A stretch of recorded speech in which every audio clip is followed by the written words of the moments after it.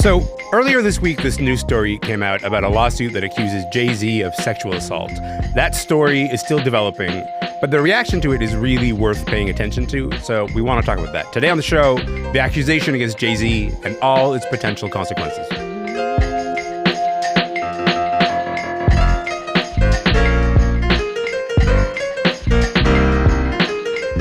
I'm Elamin Abdul-Mahmoud, and this is Commotion. Okay, first, I just want to take a second and just give you a heads up. We're going to talk about a story that involves conversations about sexual assault, and I know that can be really hard for some people. So if that's you, if you need to take a moment, if you want to come back to this conversation at a later point, I get it. I totally understand. That is okay with us. So here's the story. This past weekend, news broke that rapper and media mogul Jay-Z is accused of raping a 13-year-old girl. This is a part of a lawsuit originally filed against Sean Diddy Combs. It was recently amended. That lawsuit was amended to include Jay-Z as a defendant here. The alleged incident, happened after the MTV Music Awards in New York City in the year 2000. Jay-Z has released a statement. He's called the allegations heinous and idiotic, among other comments. As you can imagine, that news was a really big deal. It sparked a wave of online reactions, a lot of debate this week, so I want to get into that. Kathleen Newman-Bremang is here. Rania Mugammar is here. They've been following all of this. Kathleen, Rania, welcome to the show. Hi, Elamin. Thank you for having us. Hi. Listen, I wish we were talking about something later, but we're not. We have to talk about this, and we have to sort of give it the time that it needs. Kathleen, obvious first question. What's your reaction to these allegations against Jay-Z? I mean, it was interesting because I saw his statement first. And I know we're going to, get into what he said more, but it was strange because the information felt like it came out of order. Usually we see the allegation first, and then comes a very carefully crafted legal denial. So my first reaction, I think, was confusion. But unfortunately, we've been here so many times that I wasn't surprised as much as I was disappointed, because this is an artist that I've been a fan of. And, no matter what happens, this changes how we talk about Jay-Z moving forward forever. And I think that as a selfish thought, I was thinking about how my relationship to his music would change. And that shouldn't be the priority. We know that that's how rape culture works. It centers the accused and dehumanizes the victim. The priority should be on the victim and creating environments where survivors feel safe enough to come forward. That should be the priority. We do have to be clear that we don't know a lot yet. But what we do know, as you said, is that Jay-Z is being accused of raping a minor alongside Diddy at a VMA party in 2000. The account is very detailed. It is a horrific allegation that we have to take seriously. It is our jobs to take it seriously. So I think my second thought was, okay, let's get to work and share the facts of this and what we do know so far. We're going to get to work in just a moment. I want to get Rania's reaction too, and then we'll get to that work, whatever that work looks like right now. Rania, what about you? What was your reaction? Yeah, I think a lot like Kathleen, I was not surprised, right? I was gutted and disheartened that the victim in this case, the survivor, is 13 years old at the time of the assault. That's always difficult to kind of hold and make space for. But I expected that a lot more people would be named in the aftermath of the Diddy charges. I think music and the entertainment industry more broadly is facing the same reckoning that everywhere else is around sexual violence and assault. And I will say that, we tend to focus exclusively on hip hop. Around normalizing sexual violence or sexual exploitation of women. But this is a music-wide problem, whether it's like The Knacks, My Sharona, which is, a song written about a minor, or like Don't Stand So Close to Me by The Police, whatever it might be. The content and the culture surrounding music is facing a reckoning that I think is long overdue. And it makes sense that more survivors are coming forward in this moment. So let's do some of that work that you've been talking about, Kathleen. The idea that we have to sort of confront this thing and confront it kind of meaningfully. You mentioned that the first thing that you saw was Jay-Z's statement. Jay-Z's statement stands out to me in a lot of different ways. It is not the usual kind of statement you get in these, and it also is awful to have an idea of what the quote unquote usual statement is, which is to say heavily lawyered, kind of heavily distanced, sort of trying to say I am not involved in this thing. Jay-Z takes a different posture. It's a very sort of, it's a very offensive, like on the offense kind of posture. Is saying he's going to come after this lawyer. He sort of names a lawyer who has filed the lawsuit. Let's just talk a little bit about Jay-Z's response. What did you make of it, Kathleen? It felt a bit desperate. And first of all, it came very quickly, which is clear because it reads pretty rushed. And it went up on the official Rock Nation account, which was also weird because, this is a personal allegation against Jay-Z, not his company or the employees of Rock Nation. And the tone is a bit hysteric, includes a lot of exclamation points.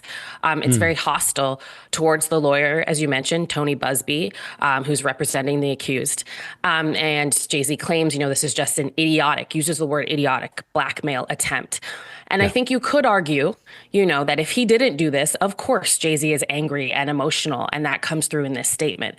But I doubt a lawyer or a publicist would have signed off on this statement. He doesn't acknowledge the victim at all. He only vaguely refers to, quote, true victims in this world. And while it is very clearly a denial, he doesn't explicitly say the words, I did not do this. He also brings up his family, which I think for me, when I was reading it, it felt unfair to them. He talks about how he and his wife, Beyonce, will have to sit their kids down and tell them about this and the heartbreak of that, which again, I think is an understandable sentiment on one hand. But on the other, I think it just invites people to bring his family into this and talk about him and these allegations when, his daughter, Blue Ivy, walks the red carpet for her new movie. And that is unfair to her. I think the statement was ill-advised. And if everything he is saying is true, that this lawyer is shady and taking advantage of the Jane Doe and of other victims, I don't know if this statement unequivocally convinces anyone of that, or if this helps his case, in the court of public opinion. I'm glad that you brought up the idea of the way that his family shows up in that statement, because I also do think, on the other hand, it was unavoidable that his family be brought into it, because the very next day he was going to be walking the red carpet with his daughter because she's in Mufasa, and the Lion King, the Lion King movie, and it's about to open, and he was going to be there on the red carpet, and this was going to be a story that hangs over that, I think, no matter what, which kind of feels unavoidable to me. Rania, I want to come back to you in just a moment about this lawyer, but I do think it's worth sort of spending a moment talking about the context here, because we should say that the accuser has not been named, but the lawyer, his name is Tony Busby. He's been in the news lately because he's reportedly filed more than 100 separate lawsuits against Diddy. That's a significant figure. That's a lot of people. What Tony Busby filed against Jay-Z here is called a demand letter. Kathleen, what is a demand letter? And what are the pros and cons of this particular approach, you think, to settling allegations of this nature? Yeah, I should start by saying I'm not a lawyer, but I can lay out, what I've learned about demand letters since this news broke. Yeah. So basically, a demand letter is a formal document sent to a person or an entity in order to resolve a dispute. It'll usually describe damages incurred and demand restitution, like payment or other actions to settle agreements. And they're usually written by lawyers. And in some cases, they can be the first step taken before further legal action.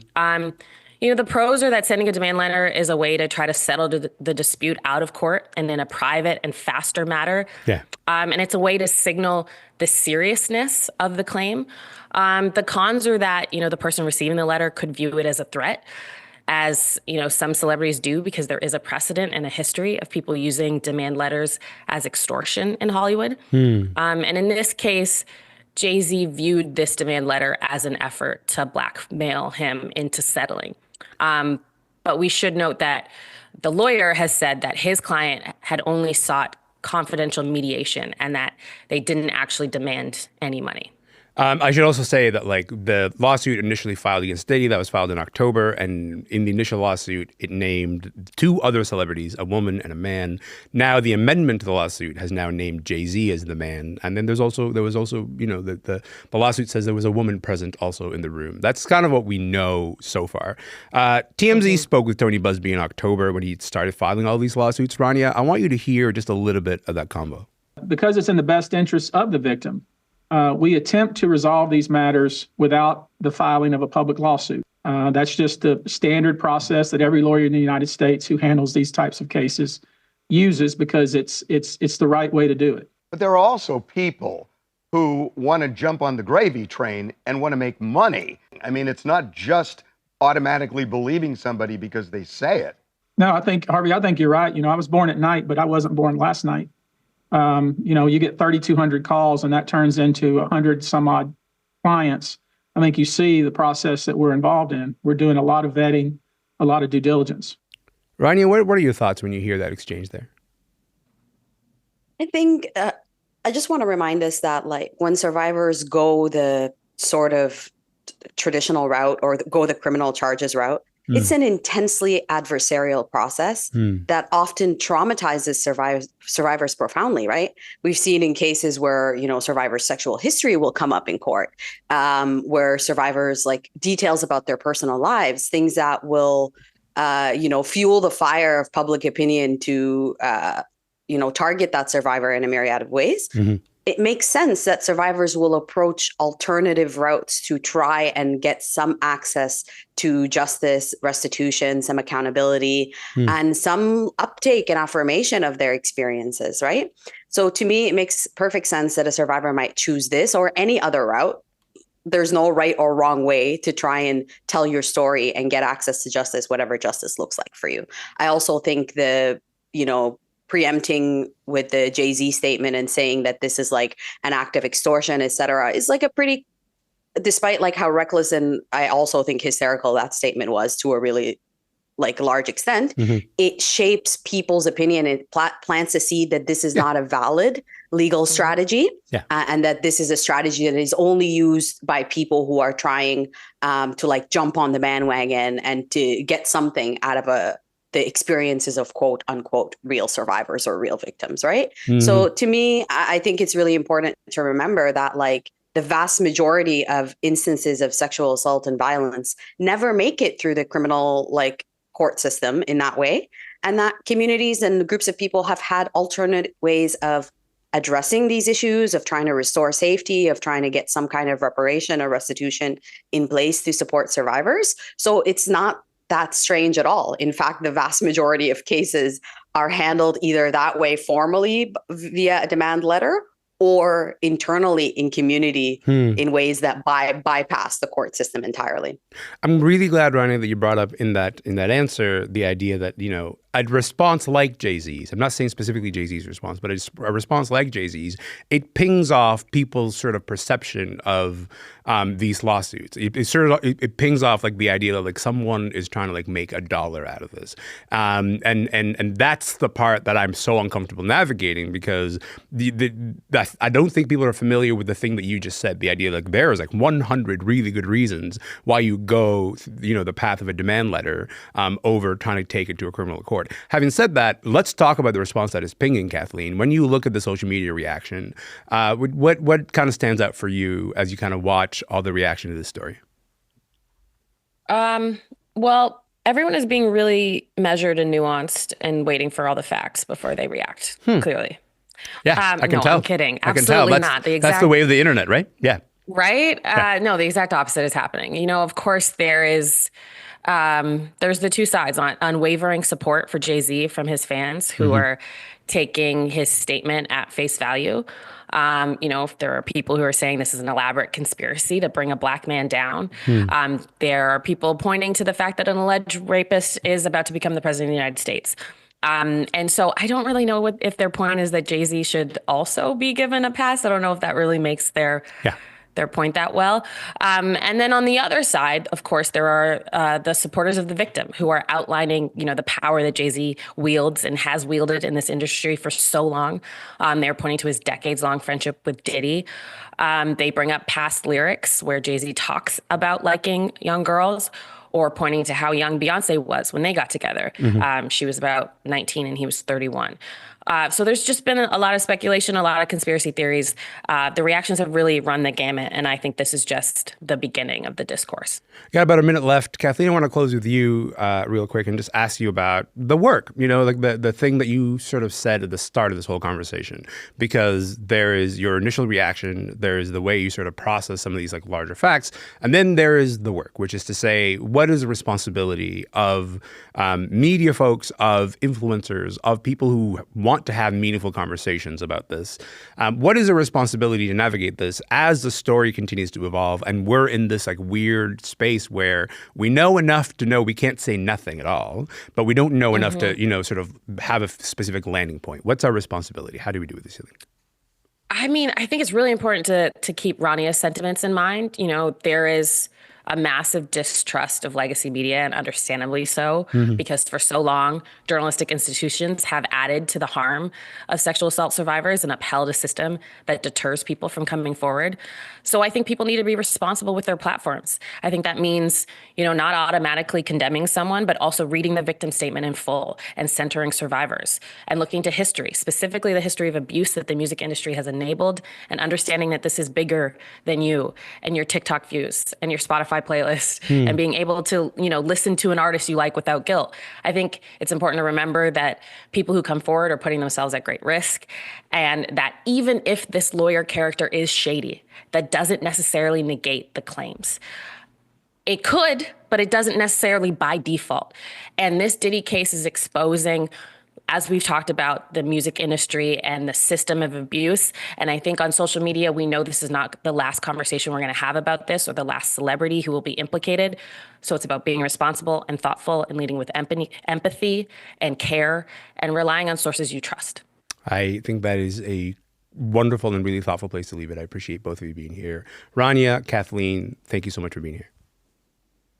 Thank you. Of course, anytime. Kathleen Newman-Bremang is a deputy director at Refinery 29 Unbothered. She was in St. John's, Newfoundland. Rania Mugammar is an artist and organizer based in Toronto. For more on this story, you can head over to CBC News.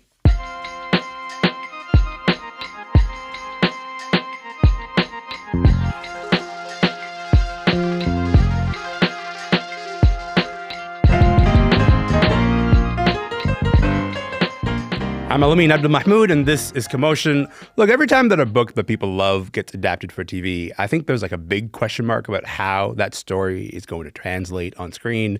The new Disney Plus series, Interior Chinatown, is based on an award-winning novel by Charles Yu. It is a particularly interesting and maybe challenging one to adapt, because it is a book that is a critique of the way that Hollywood stereotypes Asian actors, but it has this whole like meta thing going on. The novel is about Willis Wu, and he's a character who comes to realize he exists in a TV show as a background character, and then he tries to figure out how to be the main star. I think I just lost my brain there just saying that sentence out loud. To talk about how well the story translates to TV, Sookfong Lee is here. She's a fan of the book. She's watched the show. Jen, I'm glad you can keep this meta universe straight, for both of us. I think I can. I'll love try. that. I love the idea of like, I think I can. This is the best I can do. Okay, let's start with the book. You're a fan of the book. Tell me why. I love the book. I read it in 2020 when it came out. And the reason I love it, it really sort of lays bare the realities of being a member of the Asian diaspora and like working in the media or working in the arts and being slotted into these boxes that you don't create for yourself. In the book, he's often called generic Asian guy or like waiter guy or tech guy or whatever. That happens in the show too. And I love that. And also the other thing about the book is it's mostly written in the form of a script. And for Charles Yu, the author, to be able to give us like a fulsome novel with amazing characters and backstories and emotions in that sort of like with those limits is actually really masterful. And, the writer nerd in me is like, but the craft is so great. I think anyone who's met Jen once knows that she just walks around going, but the craft, which and we love you for it. Okay, do we need to know anything more about the plot before we sort of start talking about the show? Because I know it's a plot within a plot, so people need to take a moment with that. Yeah. I mean, there's a lot going on here, but like in the novel, he's basically trying to be Kung Fu guy. Instead of just being generic Asian guy, which are these roles that are like created for people, Asian people in movies and stuff. But more about the novel is that there is quite a lot about his family, how they become a family, how his parents meet, also about his parents' trajectories they also have their own roles, like beautiful young Oriental female, like all of these other things, Kung Fu master. And how they get to be who they are. And I think that is really beautiful, but also like his older brother also used to be Kung Fu guy. And what's happened to him is the other plot line. But hang on. So you read this book, it's written in a script format. And what's interesting about this is the author, Charles Yu, was like, I don't think this can ever be adapted. And you felt differently. You read the book and you're like, no, this is going to go and become a TV show. Why do you think you felt that way? Well, first of all, it's a script. Let's be honest. It just seemed easy to me. He just wrote a script. He's right there. Yeah. But there was also like a lot there. Like for me, when I think about what's going to translate to film, I always think about emotional connection. I always think about like how a reader or a viewer is going to follow a protagonist. And I thought that was all there. It's so funny that he thought it couldn't be done because I thought it could. And I did ask him about that. And at the time, he said he was thinking about it. That was all he said to me. He did not reveal anything. I don't have any dirt on this. I like the idea that you're like, I have no tea to bring you. I have no, please do not worry. Because you interviewed him on stage, right? Okay. I did. Okay, so let's talk about the way that things change. Because inevitably, when a book becomes a TV show or a movie, people are like, things have changed, and I have strong feelings about this. What do we need to know about the way that Interior Chinatown sort of moved from book form to TV form? What are the big changes? The thing about Interior Chinatown as a novel is that the TV show does exist, but the TV show is kind of like it's kind of like Groundhog Day. It starts and restarts. It's not the main plot line. Like the TV show is just there as a kind of like device for, generic Asian guy to become Kung Fu guy. But I think in the TV show, we got rid of that kind of like external sort of meta-ness of it. And in the television series, the TV show, which is called Black and White, it's a police procedural, kind of like Law and Order, a lot like Law and Order. And in the TV show, that's the world. It's just the TV show. There is no external stuff, which is makes up a large chunk of the novel. And the main mystery in the television show is what happened to his older brother, who used to be or continues to be a Kung Fu guy. So it's a very like limited type of one plot line, one major mystery, unlike the book in that way. Okay, so I just want to let's just play us a scene from Interior Chinatown. In the city of Port Harbor, the most unsolvable cases are tasked to an elite squad known as the Impossible Crimes Unit. This is their story. New case just came in. All right. Coroner estimates our victim's murder around 9 p.m. No sign of forced entry, male, mid-40s. Lead violinist of the Chinatown Symphony. Strangled with his own bow. Looks like someone couldn't face the music. Right. So, I mean, first of all, the most Law and Order direct sort of conversation you could possibly have. But also, if we're talking about this show, right, talking about Interior Chinatown and the idea of characters who don't know that they're characters and then they end up realizing that they're characters, like all of the meta-ness has a potential to be confusing, I think, for viewers. But if you're sort of keeping up with it, there's great reward. How do they handle keeping the meta-ness from sort of tipping into being like, what universe am I in right now? I'm not sure that they did that entirely successfully all the time, but I will say, like, for me, I think I'm this show's ideal viewer. Who else is going to really want to watch this show and really get it? An Asian person who works in the arts. Yeah, that's me. But like, I was watching it with a friend who is not Asian, and there's a scene in one of the episodes where Willis Wu, who's the protagonist, is trying to get into the police station, but because he has no Asian role within the police station, he can't get in.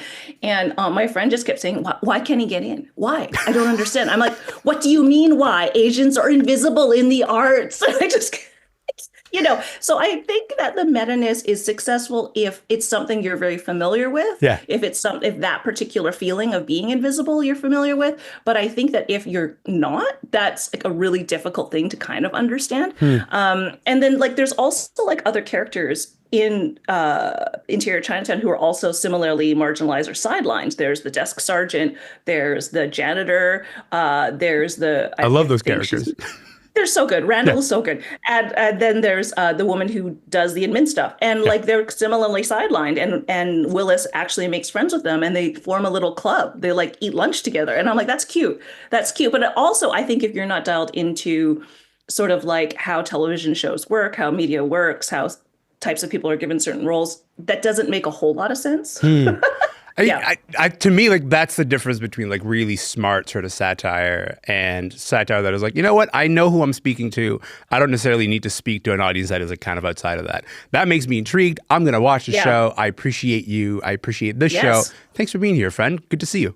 Thanks. Oh my God, anytime. Jen Sookfong Lee is an editor with ECW Press and an author of books like Superfan and Good Mom on Paper. She's in Burnaby, BC. Interior Chinatown is streaming now on Disney Plus and Hulu. Listen, that is it for the show today. My name is Elamin Abdul-Mahmoud. This show is called Commotion. We're done for the day, but you know what? We'll be back tomorrow. So if you're around, I would like you to mark it on your calendar and say, tomorrow, I'm going to go spend some time with my pal Elamin. See you then.